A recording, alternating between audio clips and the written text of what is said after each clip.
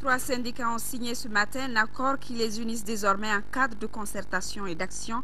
Il s'agit de l'Union nationale des travailleurs du Mali, du syndicat autonome de la magistrature et du syndicat national des administrateurs civils. En sport basketball, ce sont les dames du Djoliba AC et les messieurs de l'AS Real qui ont remporté la phase top 12 du championnat national de la discipline. Les filles du Djoliba étaient face à celles du stade malien de Bamako, alors que les messieurs de l'AS Real affrontaient ceux du stade malien de Bamako. Mesdames et messieurs, bonsoir et bienvenue à cette édition. Tout d'abord, ces messages de félicitations du président de la République, message adressé au président de la République d'Angola. Votre brillante réélection à la magistrature suprême de votre pays m'offre l'heureuse occasion d'adresser à votre Excellence ainsi qu'au peuple frère d'Angola, au nom du peuple du Mali, de son gouvernement et à mon nom propre, mes très vives et chaleureuses félicitations. En vous souhaitant plein succès dans votre œuvre de construction nationale, je forme des vœux sincères pour votre bonheur personnel et pour la prospérité croissante du peuple frère d'Angola. Message de félicitations du président de la République au roi du Swaziland. La célébration de la fête nationale de votre pays m'offre l'heureuse occasion d'adresser à votre majesté ainsi qu'au peuple frère du royaume du Swaziland, au nom du peuple du Mali, à mon nom propre, mes très vives et chaleureuses félicitations à cette heureuse circonstance. Je voudrais vous réaffirmer ma ferme détermination à œuvrer avec vous au raffermissement des relations d'amitié entre nos deux pays. Le gouvernement et le secteur privé s'engagent à relancer l'économie nationale malgré la crise. Information donnée ce matin au cours d'une rencontre entre le ministre du Commerce et de l'Industrie et les membres du Conseil national du patronat du Mali. Au cours des échanges, les préoccupations du secteur privé, le rôle et la place du patronat dans le développement économique du Mali ont été abordés. Le compte-rendu de Ramata Konati. En toile de fond de cette concertation, les difficultés rencontrées par les entreprises privées du Mali, occasion pour le président du Conseil national du patronat du Mali de tirer la sonnette d'alarme. Si rien n'est fait, la crise économique qui est là et qui continue fera que, et sera beaucoup plus grave que la crise politique, parce que déjà beaucoup d'entreprises sont en train de fermer ou de mettre leurs travailleurs en chômage technique. Avant de renouveler son soutien aux acteurs clés du secteur privé, le ministre du Commerce et de l'Industrie dit avoir pris note de leurs préoccupations, lesquelles sont bien définies dans un document. Ce document, qui est pratiquement analysé, fera l'objet dans les tout prochains jours d'une rencontre avec la commission que vous nous avez proposée tantôt, pour prendre en compte toutes vos préoccupations. Et rassurez-vous, vous aurez tout l'accompagnement qu'il faut au niveau du département. Parce que les recettes fiscales aujourd'hui qui font vivre l'État viennent de ce monde-là. Nous avons tous intérêt à ce que ce monde du secteur privé se retrouve, que ce monde du secteur privé soit vraiment à l'avant-garde du développement de notre pays. Chacune des parties a affirmé sa disponibilité à œuvrer avec l'autre, et cela pour relancer l'économie du pays et contribuer à l'approvisionnement régulier des marchés en produits de première nécessité. Ce communiqué du gouvernement, le gouvernement apprend par diverses sources concordantes que les terroristes et les extrémistes qui occupent illégalement les régions de Gao, Kidal et Tombouctou continuent de faire subir des exactions aux habitants.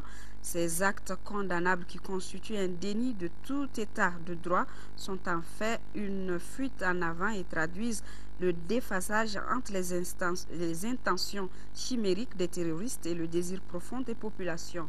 Le gouvernement tient à renouveler sa compassion à tous les compatriotes vivant dans ces zones et à rassurer l'opinion nationale et internationale que ces crimes ne resteront pas impunis. La détermination du gouvernement à rétablir l'intégrité territoriale du Mali est plus forte que jamais. En vue de matérialiser cette priorité des priorités, le gouvernement va continuer de mobiliser tous ses partenaires en Afrique et dans le monde afin de bénéficier sans délai de leur soutien approprié. Visite de courtoisie du ministre de l'Emploi, du Travail et de la Formation professionnelle, Dr Diallo Dédiak Mahaman Katra, au siège de l'Union nationale des travailleurs du Mali. C'est une visite de prise de contact avec les membres du bureau de l'UNTM, mais le ministre en a profité pour solliciter l'accompagnement de l'Union dans l'accomplissement de ses fonctions en ces périodes difficiles. Le secrétaire général de l'UNTM, Siaka Diakité, a confirmé la disponibilité de l'UNTM à accompagner le gouvernement.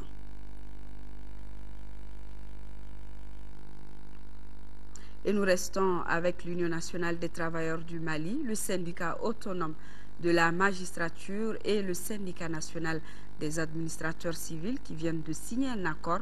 L'acte consacre la mise en place d'un cadre de concertation et d'action. Pour cette structure apolitique, les membres s'engagent à se soutenir mutuellement sur les grandes questions de la nation tout en gardant les autonomies syndicales. Adama Djimde pour le compte-rendu. À travers ces signatures, l'Union nationale des travailleurs du Mali UNTM, le syndicat autonome de la magistrature SAM et le syndicat national des administrateurs civils SINAC décident d'unir leurs forces pour le meilleur et pour le pire. L'acte consacre la mise en place d'un cadre de concertation et d'action. La création de cette nouvelle structure répond à un souci majeur. Le cadre de concertation et d'action dont nous consacrons la naissance aujourd'hui, tout en sauvegardant la liberté et l'autonomie de chaque syndicat, vise à permettre une concertation entre les trois syndicats chaque fois que cela s'avère nécessaire autour de grandes questions intéressant la vie de la nation. Ces trois syndicats qui s'engagent à se soutenir mutuellement comptent jouer à fond leur partition. Le cadre, dis-je, sera attentif aux grandes questions intéressant la vie de la nation. Car les responsables que nous sommes, les militants que nous sommes, fils de ce pays, nous refuserons d'être ignorés. Nous refuserons d'être écartés parce que nous constituons, et ça c'est sans aucun doute, une très grande partie des forces vives de la nation. Nous appelons au calme ceux et celles qui s'agitent et les invitons à tourner leur courage vers la sauvegarde des intérêts de notre République. Le cadre de concertation a son siège à la Bourse du Travail. Il est le fruit de l'initiative des organes dirigeants de ces trois formations syndicales. L'Association malienne des agences de voyage et de tourisme a organisé ce matin une rencontre avec les promoteurs d'agences de voyage lors du jour à porter sur les conditions de travail et l'organisation du pèlerinage 2012 par ces agences. Le compte-rendu de Fatoumata Kone. La crise et l'insécurité touchent tous les secteurs économiques, culturels, touristiques de notre pays. Selon la présidente de l'Association malienne des agences de voyage et de tourisme, Amavete, le secteur qui se débat le plus pour sa survie, c'est surtout le secteur touristique. C'est pour échanger sur les conditions de travail des agences de voyage et de tourisme que l'Amavete a initié cette rencontre. Les agences de voyage sont réellement sinistrées et nous avons besoin de l'aide de l'État pour que nous puissions survivre en attendant que toutes ces activités puissent être relancées. Les agences de voyage et de tourisme fonctionnent autour de trois activités. Il s'agit de la billetterie, du tourisme classique et du tourisme religieux. Vu le nombre croissant d'agences de voyage et de tourisme au Mali et pour leur survie, elles regardent toutes vers le tourisme religieux. C'est pourquoi elles se sont réorganisées en 33 regroupements. Au cours de cette rencontre, les regroupements ont soumis une série de requêtes à l'État malien. La première doléance pour nous, c'est la subvention à accorder aux entreprises touristiques. La deuxième doléance, c'est l'exonération des différentes charges fiscales que les agences de voyage ont. La troisième doléance, c'est le gel de certains prestataires de services qui sont EDM, Somagef, l'INPS et les impôts. Autre sujet brûlant évoqué au cours de cette rencontre, c'est la clarification du rôle de l'OMATO. A signaler que cette année, l'État malien a revu à la hausse le quota de pèlerins. C'est pourquoi il accorde 6 700 pèlerins à la filière privée. Le collectif des Patriotes a organisé une conférence de presse ce matin sur la crise politique et sécuritaire. Les initiateurs veulent par cette rencontre informer et sensibiliser pour une sortie de crise. Le compte-rendu de Boubacar Sissoko. Face à la situation de crise politico-sécuritaire que traverse le Mali, le collectif des Patriotes sort de sa réserve. Il a donc saisi cette conférence de presse pour partager ses opinions et sa position sur la crise. Lors des échanges avec les journalistes, les responsables du collectif des Patriotes ont souhaité la traduction dans les langues nationales, la requête du président de la République par intérim. Dans sa démarche, le collectif sollicite le concours de la presse à accompagner le gouvernement en donnant la bonne information au peuple. À cet effet, il invite la presse à ne pas traiter les rumeurs. L'hygiène du fleuve Niger préoccupe la Commission nationale des organisations de la pêche et de la pisciculture et la communauté Bozo de Bamako. C'est pour cela que les deux groupements viennent d'initier une opération de nettoyage des berges du fleuve Niger. Il s'agit à travers cette activité qui dure une semaine de débarrasser les berges du fleuve des déchets solides de Sebenikoro à Sotuba. Adama Koulibaly pour les détails. Les populations du district de Bamako, surtout celles qui mènent des activités aux abords du fleuve Niger, sont conscientes de leur comportement qui trouble l'eau du fleuve. Elles trouvent qu'en plus de la jacinthe d'eau qui pousse partout dans le lit, qu'elles-mêmes ont de très mauvaises habitudes sur les berges avec des activités insalubres. La Commission nationale des organisations de la pêche et de la pisciculture, aujourd'hui, les encadre dans la protection des eaux du fleuve. Cette organisation, en partenariat avec la communauté des Bozo du Bamako, vient d'élaborer un agenda de travail pour débarrasser les berges du Niger de certains déchets solides, comme ici la jacinthe d'eau. Cette activité, selon les organisateurs, peut nous mettre à l'abri de certaines maladies liées à l'utilisation des eaux souillées. Qui dit source de vie, c'est l'eau, ça veut dire de l'eau propre. Il ne s'agit pas de l'eau polluée pour dire que c'est source de vie. Tout ce qui est insalubrité, qui constitue une menace et qui sont très généralement cause de certaines maladies. Pendant une semaine, ces volontaires, la plupart des Bozo, vont nettoyer les berges de Sebenikoro à Sotiba. Raison pour le maire en commune 5 qui a procédé au lancement de demander l'adhésion des populations des communes riveraines à l'initiative. Qui parle de propriété, de lutte contre la jacinthe d'eau, mais nous sommes avec cette personne. Nous sommes avec ce groupement, nous sommes avec ces associations. Ces activités de nettoyage des berges qui prennent fin le 22 septembre seront suivies d'une course de pirogues dédiée à la paix dans notre pays. Actualité hors de chez nous, la Somalie a un nouveau président. Il s'agit de l'universitaire Hassan Sheikh Mohamud, âgé de 56 ans. Il a été élu au deuxième tour par les députés par 190 voix contre 79 pour le président sortant. Son élection parachève un long et complexe processus politique, d'où la satisfaction de la population somalienne qui espère un avenir meilleur. Le nouveau président somalien a été élu à une écrasante majorité. 70% des parlementaires ont choisi Hassan Sheikh Mohamud pour diriger un pays en proie à la guerre civile depuis 21 ans. Plusieurs fois reportée, cette élection est qualifiée d'historique. Elle s'est déroulée en présence de diplomates étrangers. Le nouveau président a prêté serment, la main droite sur le Coran. Il apparaît comme l'homme du changement et du consensus. Je félicite tous les Somaliens, où qu'ils soient. Nous allons en finir avec les longues journées de souffrance. Nous nous dirigeons vers le droit chemin. Hassan Sheikh Mohamud est un nouveau venu en politique, mais son élection suscite beaucoup d'espoir chez les Somaliens. Nous sommes contents. C'est un homme de bonne éducation et j'espère qu'il apportera des changements à la Somalie. Nous attendons de cette nouvelle présidence une nouvelle vision pour la paix et la prospérité. Nous espérons que cela permettra de créer de nouvelles opportunités pour les jeunes. Ce scrutin sans précédent n'aurait pas été possible sans l'appui de l'Union africaine, du Kenya et de l'Éthiopie qui ont peu à peu chassé les islamistes d'Al-Shabaab. Aujourd'hui, beaucoup de déplacés et de réfugiés jugent la situation suffisamment stable pour rentrer chez eux et entamer la reconstruction. Actualité hors du continent africain, au Pakistan, le chef d'Al-Qaïda a confirmé dans une vidéo la mort de son bras droit Abu Yahya. De l'autre côté du continent asiatique, le Japon dit avoir finalisé l'achat de l'archipel revendiqué par la Chine et le Taïwan. Et pour finir, nous irons en Inde où la police a dispersé plusieurs pêcheurs qui protestaient contre l'ouverture de la grande centrale nucléaire.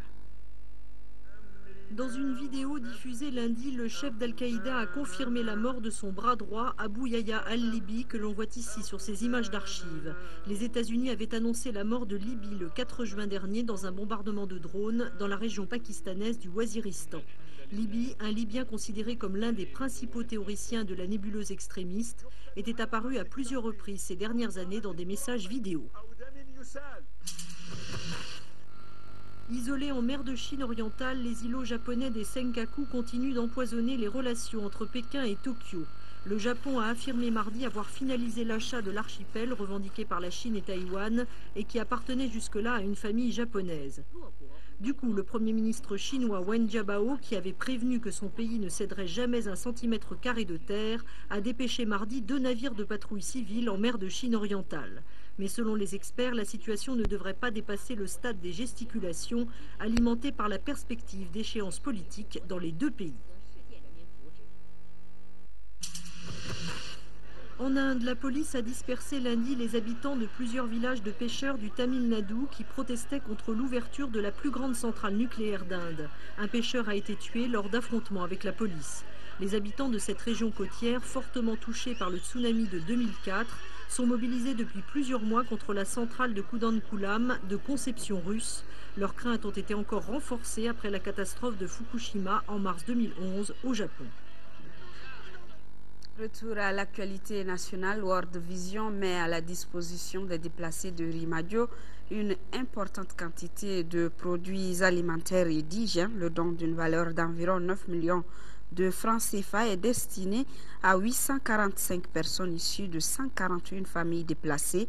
Les bénéficiaires de ce geste humanitaire sont sur 2 sites, celui de Yirimadio et des centres d'accueil de Nyamana et Nyamakoro, des sites d'accueil qui sont gérés par l'association des groupements d'églises et missions protestantes et évangéliques du Mali. Voilà donc, c'était là un don de World Vision aux déplacés de Yirimadio, Nyamana et Nyamakoro. Cérémonie d'ordination presbytérale de l'abbé Daniel Camille Togo, 28e prêtre du diocèse de Mopti. La cérémonie a enregistré la présence des autorités administratives régionales et des catholiques venus de l'intérieur du pays. Moustapha Doumbia. Ils sont représentants des 6 diocèses du Mali et du renouveau charismatique à assister à cette cérémonie qui consacre l'ordination presbytérale de l'abbé Daniel Camille Togo, 28e prêtre du diocèse de Mopti. L'événement est hautement symbolique puisqu'il s'agit d'un rituel par lequel un séminariste se consacre de façon volontaire à la vie religieuse. En lisant la parole de Dieu dans la lettre aux Hébreux, chapitre 5, versets 1 à 5, nous pouvons affirmer que le prêtre n'est ni un ange, ni un demi-dieu. Il est bien un homme conçu comme tous les autres, avec ses qualités et ses défauts. Le prêtre est donc un homme de foi. Le diacre Daniel est et sera, je l'espère, malgré les difficultés qu'il rencontrera au cours de son cheminement terrestre, un homme de foi. Cette cérémonie d'ordination presbytérale du 28e prêtre du diocèse de Mopti intervient à un moment où une partie du diocèse se trouve occupée. Elle coïncide aussi avec une prière du renouveau charismatique. Permettez-moi aussi de rendre grâce à Dieu pour vous tous qui avez accepté de faire le déplacement jusqu'ici. Zone frontière avec la partie du nord du diocèse occupée par d'autres frères révoltés qui ont pris des armes contre leurs propres frères et sœurs maliens. Parmi les temps forts de la cérémonie, on peut citer les chants d'engagement, la litanie des saints et les revêtements du jeune prêtre. Retour à Bamako avec l'arrestation de 8 bandits par le commissariat de police du 10e arrondissement. Ils sont spécialisés dans le vol à main armée. Cette arrestation fait suite à plusieurs plaintes déposées au commissariat. Le compte-rendu de Tiemogo Konati. Les éléments du commissariat de police du 10e arrondissement viennent de mettre le grappin sur 8 malfrats pratiquant les attaques à main armée. Il s'agit d'abord d'un nommé Tchekoura Traoré, spécialisé à la fois dans le vol de téléphones et de motos, et de son compagnon Bouakar Sanoko, impliqué dans la fabrication de faux billets. Arrêtés le 3 septembre dernier au niveau de la Tour d'Afrique, ces 2 malfrats ont dénoncé les 6 autres. Ces bandits opèrent en véritable réseau. Les opérations s'effectuent à des heures tardives de la nuit, puis rendez-vous à 4 h du matin à la gare routière de Sogoninko, où les butins sont livrés à un complice. Ce dernier s'occupe de la vente contre facture. Le prix des motos en bon état varie entre 75 000 et 125 000 francs CFA, alors que celles en mauvais état sont vendues entre 25 000 et 50 000. C'est avec l'aide des populations que nous avons pu réussir l'opération. C'est quand ils ont senti la présence de 2 individus qui sont dans une situation suspecte. Ils ont donné l'information au premier policier qu'ils ont rencontré, un jeune policier qui ne relève pas d'une unité de sécurité publique. À la même minute, le policier il est venu nous saisir pour nous donner l'information. Interpellé sur la provenance des portables, Tchekoura a avoué que lui, il a eu à voler ces téléphones portables-là dans le village de Senou. Bouakar, pour se chercher, lui aussi, il était obligé de parler. Ce banditisme croissant touche toutes les couches sociales. Ils n'ont pas froid aux yeux, ils n'hésitent pas à attaquer même les hommes en uniforme. La preuve en est qu'à la date du 2, ils ont attaqué un militaire qui était dans son champ avec toute sa famille. Il avait sa moto garée bouclée. Ils sont venus, ils l'ont braqué avec le fusil que vous venez de voir pour sauver sa famille. Il est obligé de se laisser faire. Les 8 malfrats ont été déférés ce mardi au tribunal de la commune 6 du district de Bamako. Actualité sportive, football, un match international amical. L'équipe nationale junior du Sénégal a battu celle du Mali 1-0. C'était cet après-midi à Hambourg. Auparavant, les 2 formations avaient joué un match conclu sur le nul, 2 buts partout. Les juniors sénégalais et maliens préparent ainsi leur match aller du dernier tour éliminatoire de la CAN des moins de 20 ans. Les Aiglons joueront dans 2 semaines en Zambie, alors que les Lionceaux se rendront au Bénin. L'équipe malienne au Sénégal a effectué une visite de courtoisie à l'ambassade du Mali à Dakar. C'est ce que nous précise Suleiman Kantara Sissoko. Et en basketball, les dames du Djoliba AC et les hommes de l'AS Real qui ont remporté hier soir la phase top 12 du championnat national. En finale, dames, le Djoliba a dominé le stade malien de Bamako, alors que les messieurs de l'AS Real se sont imposés devant le stade malien de Bamako. Le résumé des rencontres avec Kodi Sibi. Les affiches Stade malien de Bamako, Djoliba Athletic Club en dames attirent toujours du beau monde dans la salle Modibo.